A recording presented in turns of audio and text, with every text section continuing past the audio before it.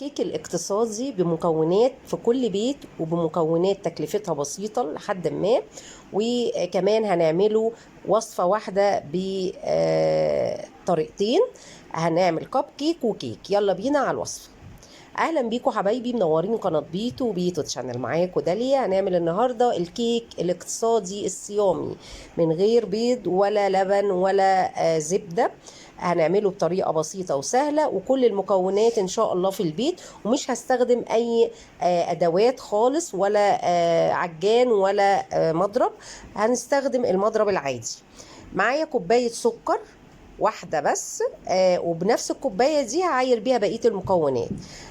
معايا ربع كوباية مية عادية من الحنفية، ومعايا ربع كوباية زيت. مكونات سهلة وممكن تحفظيها معايا في الفيديو. اوكي، يبقى كوباية سكر، ربع كوباية مية، ربع كوباية زيت، ومعايا كوباية كاملة من الفانتا او الشويبس. تمام. وهحط كمان مع المكونات دي هحط معلقة كبيرة من الخل. اوكي، هبتدي بقى ان انا اقلب وادوب الايه السكر بتاعي. هيدوب بكل سهولة مع السوائل اللي احنا حاطينها.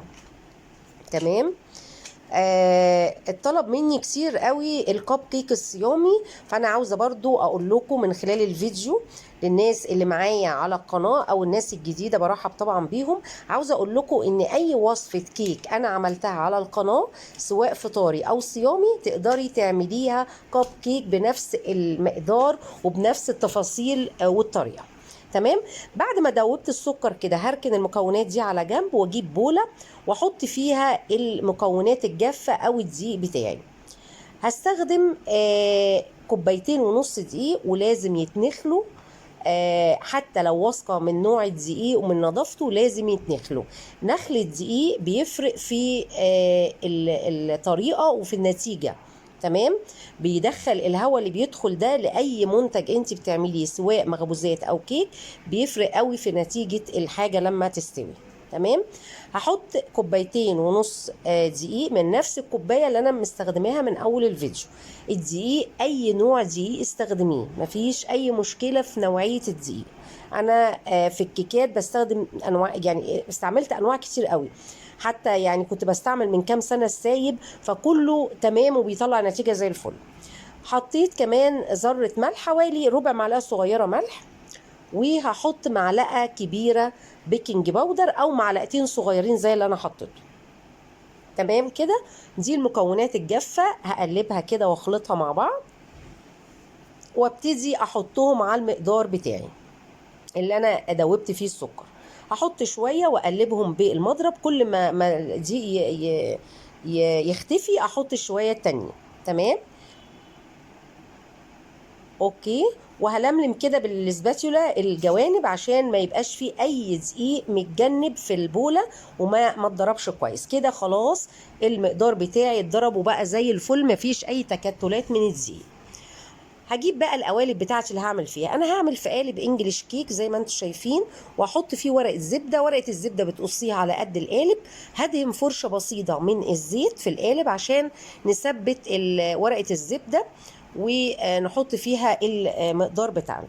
طبعا ممكن تحطي المقدار كله في صينيه مدوره مربعه براحتك. انا هستخدم القالب ده، وهستخدم كمان قالب الكب كيك عشان اوريك الوصفه ازاي بتتعمل بنفس الطريقه، بس هنعملها في 2 قالب مختلفين. ورق الكب كيك ده اللي هو ورق البليسيه بيسموه، هو عبارة عن ورق زبدة بيبقى منقوش أو سادة أو ملون. بتجيبيه من عند العطار، من عند المحلات بتاعت لوازم الكيك، من أي سوبر ماركت، أي هايبر، يعني بقى منتشر كتير قوي. هحط كده المقدار اللي انا هحطه مش هملأ الكاسة كلها، يعني حوالي نصها او 3/4 بالكثير، عشان لسه المقدار بتاعي او الكيك بتاعي هينفش وهيرتفع. الكيكة سهلة جدا، وزي ما انتم شايفين اقتصادية، وما خدناش فيها وقت نهائي، ولا تعبنا نفسنا، ولا بهدلنا مضرب بيض ولا خلاط ولا اي حاجة. طبعا انا مشغله الفرن من اول الوصفه على درجه حراره 180 من تحت بس. وزي ما انتم شايفين انا حطيت قالب الكيك وحطيت الكب كيك، لكن الاتنين مش هيدخلوا خالص مع بعض الفرن لان التسويه هي تختلف. الكب كيك بياخد وقت صغير قوي، حوالي 10 دقايق بالكتير وهتلاقيه استوى. ولكن الكيك اللي في القالب او لو هتعمليها في صينيه هتاخد نص ساعه، وتبصي عليها لقيتيها محتاجه شويه كمان اوكي، لكن ما اقدرش افتح الفرن قبل النص ساعه لما تخلص عن الكيك. وكده بعد ما خلصت الكب كيك طلعته بعد 10 دقايق الاول، وبعد كده دخلت الكيكايه واختبرت الكب كيك والكيكايه عصايه الشيش طاووق، بطلعها تبقى نظيفه، يبقى كده الكيك بتاعي استوى او الكب كيك تمام. سبته يهدى ويبرد وهنشوفه بقى مع بعض كده. زي ما انتم شايفين طبعا الطريقة بسيطة جدا والنتيجة روعة وهايلة. لو عاوزة تفتحي الشواية على الكب كيك عشان يعمل لون اورنج شوية اوكي، مش عاوزة خلاص. هو الكب كيك خد 10 دقايق بالظبط وكان طالع مستوي زي ما احنا هنشوفه كده من جوه. شايفين يعني عاوزه اقول لكم هاشش وطري ورائع. ينفع طبعا في اي حفله، عاوزه تعمليه اقتصادي، عاوزه تعمليه في وقت الصيام، ينفع في رحله، عاوزه تعمليه في اللانش بوكس في ايام المدارس. موضوع سهل وبسيط. وانا عملت قبل كده الكيكايه السنه اللي فاتت، عملت الكيكه بالبرتقان الفريش على القناه. هسيب لك الوصفه بتاعتها واسيب لك ملف كامل لكل الوصفات الصيامي هتلاقيها في اخر الفيديو.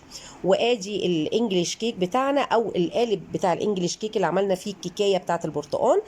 طبعا هم في البيت اخدوا اول جزء ودقوها زي ما انتم شايفين. طعمها جميل جدا عاوزه اقول لكم، ورائعه جدا وخفيفه، وتنفع طبعا في الفطار، تنفع في تقدميها للضيوف. اتمنى الوصفه تكون عجبتك، ولو انت لسه موجوده معايا في الفيديو ما تنسيش اللايك. والى اللقاء في وصفات جديده. ولو في اي حاجه عاوزه تستفسري عنها اكتبي لي كومنت تحت الفيديو. الى اللقاء.